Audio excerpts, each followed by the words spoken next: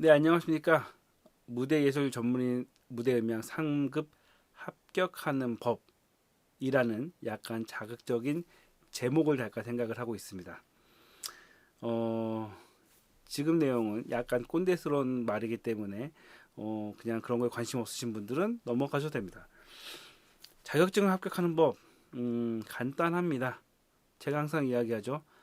책 5번 읽고 기출문제 5년치 한 3번 정도 풀면은 제가 봤을 때 특별한 문제가 아니면 필기는 제가 합격할 수 있을 거라는 생각을 합니다. 물론 실기는 틀립니다. 실기는 기존에 나왔던 기출 관련된 분야를 생각을 하셔서 청음 훈련하시고 열심히 주파수 같은 거 구분할 정도가 되시면 5년에 한 번은 합격하지 않을까요? 라는 생각을 합니다. 왜냐면은 5년 중에 한 번은 그 시험이 한두 번 정도 나오겠죠. 뭐. 그래서 그렇게 하면은 자격증을 따시지 않을까라는 생각을 합니다.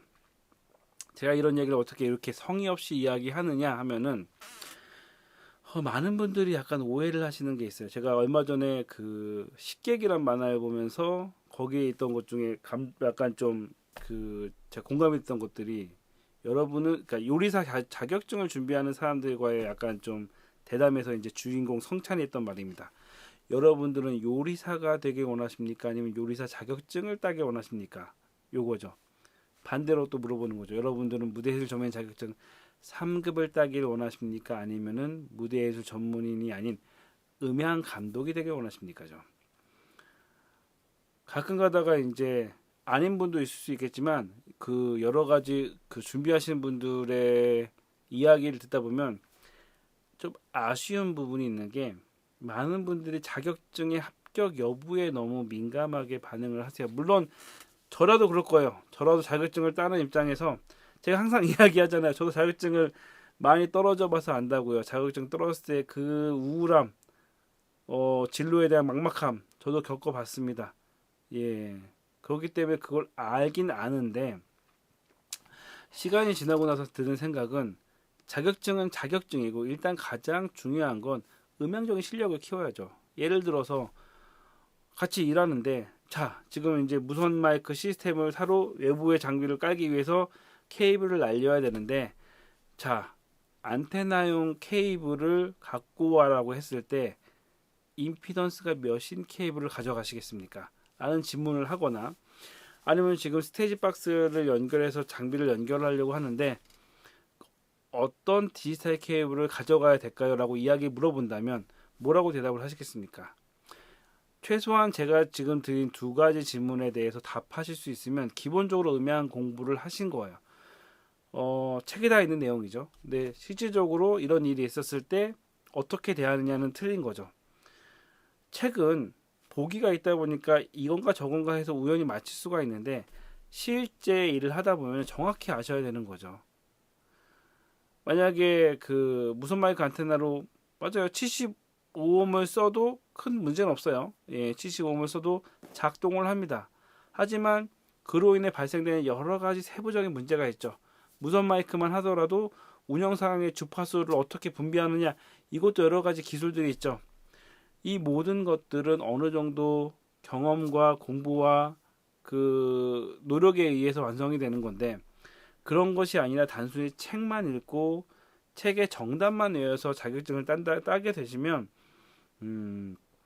나중에 힘들어집니다. 물론 나중에 더 공부하셔가지고 실력을 올리시는 것도 좋지만 많은 분들이 거기서 좌절하시는 경우들이 많더라고요. 자격증 땄는데 본인은 정작 그 밴드를 오퍼레이팅 할 줄 몰라요. 제가 아는 어떤 친구도 40살이 돼가는데 음향 감독이고 자격증이 있는데 오퍼레이팅을 못하는 친구가 있습니다. 자신이 없대요. 그럼 그 사람은 음향 감독인가요? 아니면은 그 자격증 소지자인가요? 예. 음향을 10년 넘게 했는데 못해요.